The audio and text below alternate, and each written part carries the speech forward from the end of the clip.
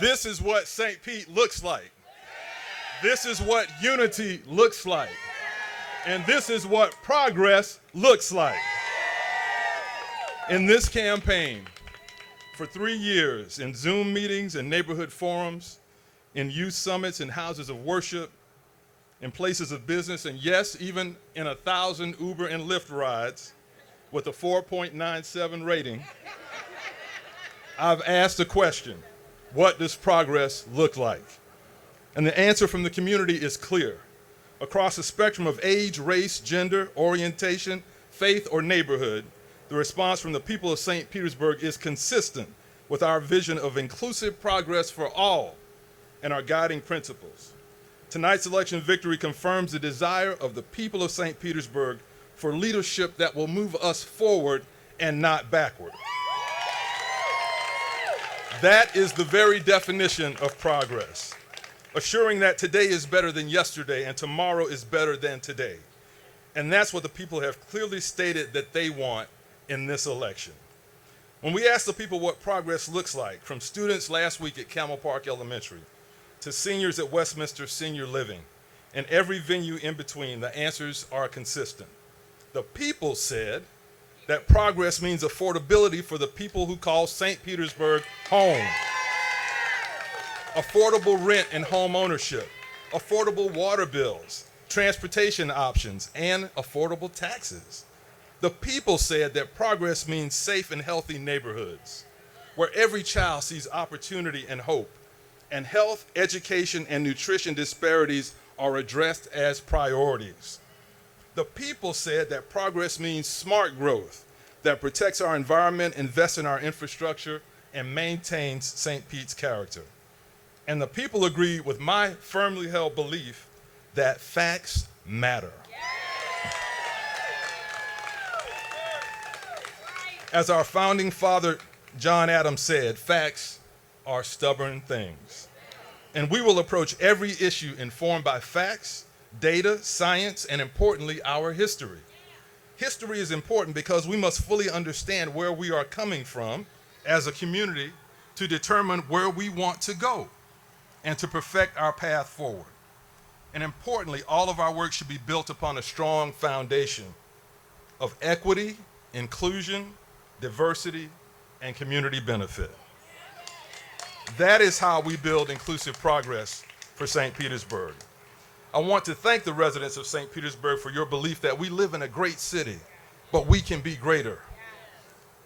That to reach our highest potential, we must be greater. We must work every day to make sure our city is great for everyone.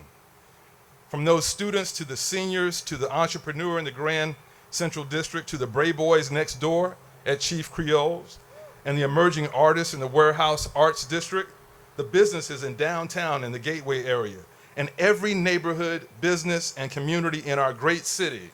And yes, Commissioner Justice, that includes the West Side. I'd like to thank all the candidates who ran for mayor and city council. I also want to thank Robert Blackman for his phone call a few minutes ago, conceding the race. I wish him well, and it's time to move forward. We are truly in this together, and our collective potential is only limited by our ability to connect every part of our community with access to opportunity and equitable investment. We will listen, and our administration will be in touch with the people whom we serve. Now, we have to enter this with a clear-eyed view. The work before us will be challenging. We face the same economic, social, and environmental challenges as any other American city. Some issues, like our changing climate and sea level rise, are particularly pressing issues in our city and affect everything from housing affordability to growth management to transportation. But these challenges are not insurmountable. We can and we will make real progress through prioritizing, resourcing, partnership, and the hard work of long-term strategic decision-making.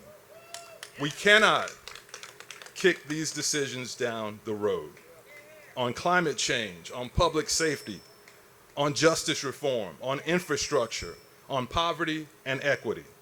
Progress will require honest and sometimes difficult conversations, innovation, and determination. That is the path to progress in these challenging times, and I look forward to our collective work to achieve these goals. Finally, I want to acknowledge just a few folks. Any elected official or candidate will tell you that when you run for office, your entire family runs.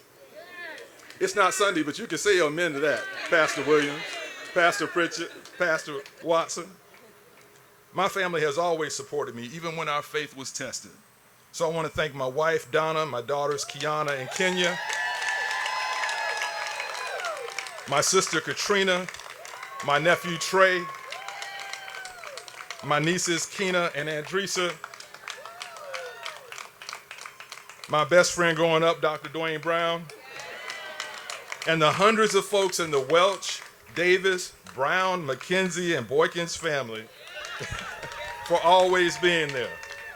Special thanks to my queen, our matriarch, my mother, Aletha Welch.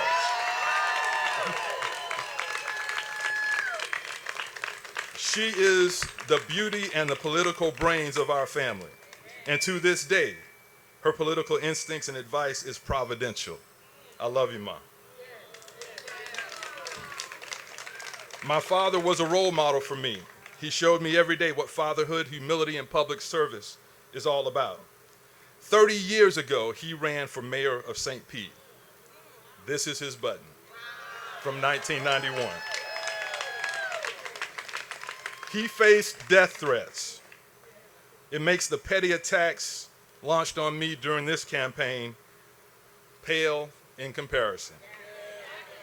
Dad's example and the example of thousands of other pioneers taught me what real strength and courage looks like and the value of perseverance.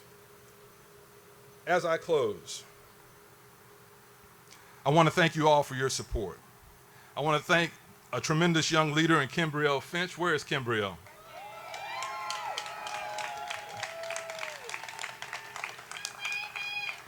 She is amazing.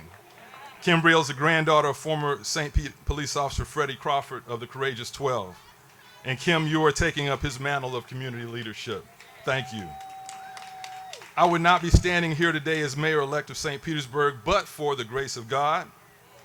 And in my personal faith, I believe that certain people are placed in our lives as mentors and role models.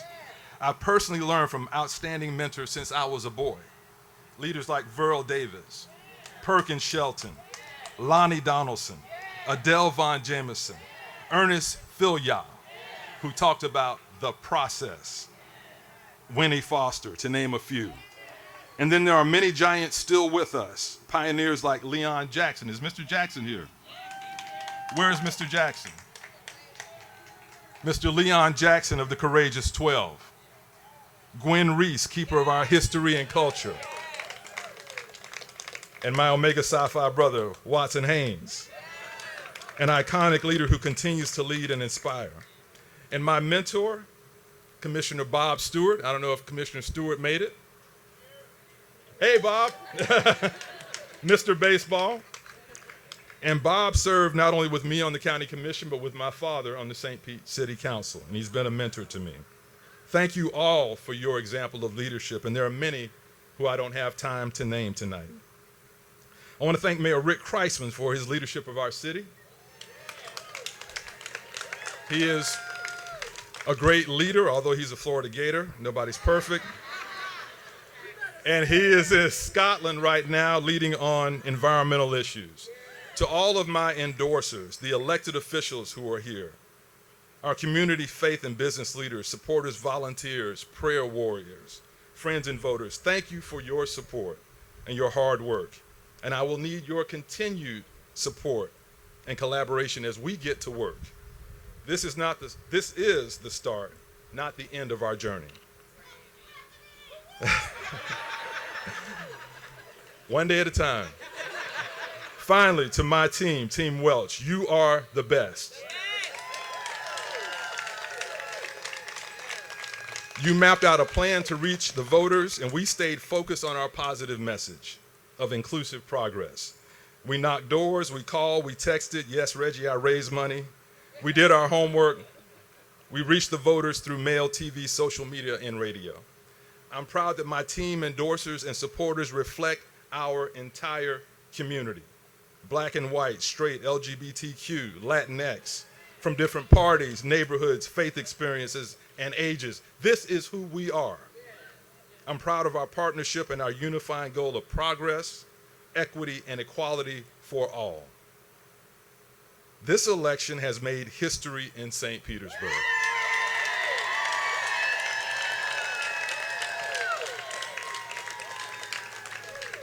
And it is my distinct honor to be the first African American mayor of my hometown.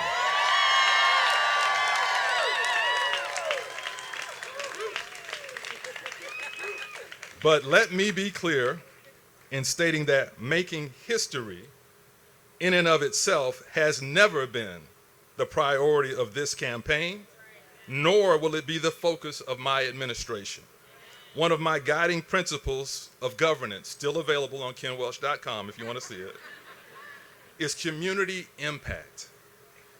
Inclusive progress that improves the lives of our residents, the resiliency of our community, and links every person with the opportunity to become their best and authentic self. That is inclusive progress, and that will be the focus of my administration. For me, as my daughters say, for me, making history without making a positive impact is an empty achievement. So our election victory must be followed by a purposeful agenda of opportunity, accountability, and intentional equity for our entire community. And working in partnership with you and every person and organization who will join our partnership for progress, we will build impactful, inclusive progress for St. Petersburg. Let's get to work. Thank you.